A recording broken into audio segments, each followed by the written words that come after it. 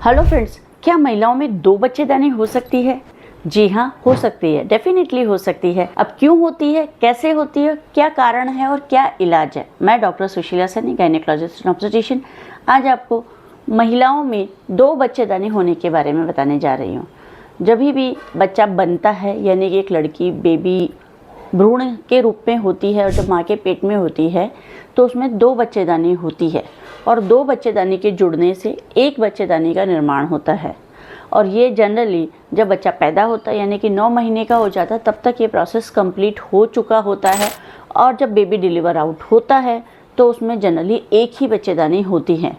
2 अंडेदानी होती है, 2 ट्यूब होती हैं, बट बच्चेदानी एक होती है। कुछ बच्चों के अंदर ऐसा नहीं हो पाता है और उनमें जन्म से ही 2 बच्चेदानी पाई जाती हैं। 2 बच्चेदानी होना मुलेरियन एनोमलीज कहा जाता है, यानी कि बच्चेदानी के निर्माण से संबंधित जो भी कोई एनोमली हो, जो भी कोई जन्मजात खराबी हो, उसे मुलेरियन एनोमलीज के नाम से जानते हैं। इसमें 2 बच्चेदानी कम्प्लीटली सेपरेट हो सकती हैं। 2 बच्चेदानी ऊपर से अलग होकर नीचे से बच्चेदानी का मुंह जुड़ जाता है, ऐसा हो सकता है, या दोनों बच्चेदानी जुड़कर बीच के अंदर पर्दा हो सकता है। 2 बच्चेदानी इस तरीके से होकर नीचे पर्दा हो सकता है। तो उसमें बहुत सारी वैरायटी होती है। कई बार एक तरफ की बच्चेदानी पूरी तरीके से एब्सेंट होती है और केवल एक तरफ की बच्चेदानी ही होती है।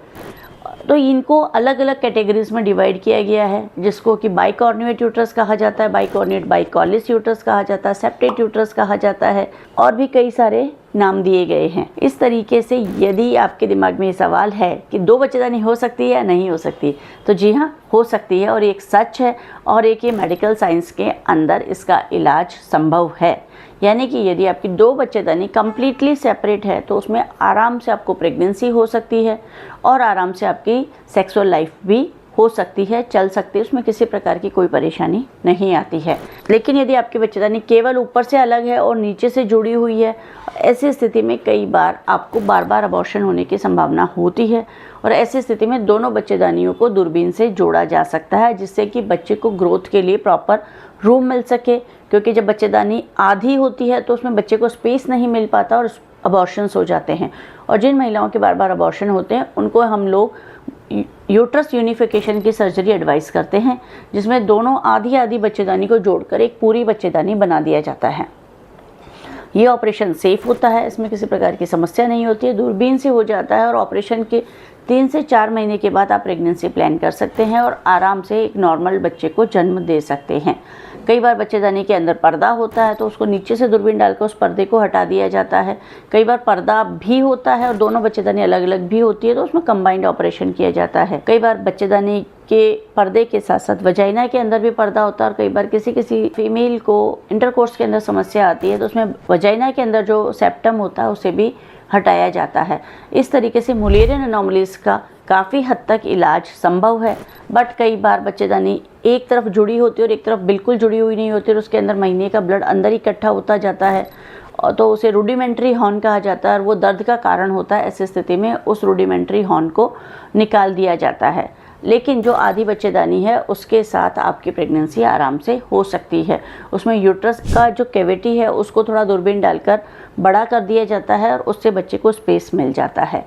इस तरीके से यदि 2 बच्चेदानी है, 1 बच्चेदानी है, बाइकॉर्नुएट यूट्रस है, यूनिफिकेशन की ज़रूरत है या सेप्टम है उसको हटाने की ज़रूरत है, तो सारी चीज़ें दूरबीन से संभव है। हर चीज़ का इलाज है, घबराएं नहीं, चिंता ना कीजिए। और जब भी बच्चा होता है तो उसके थोड़े दिनों बाद उसकी सोनोग्राफी करा लीजिए, जिससे कि आपको ये क्लियर रहे कि आपके बच्चे में जन्मजात रूप से किसी प्रकार की कोई समस्या तो नहीं है।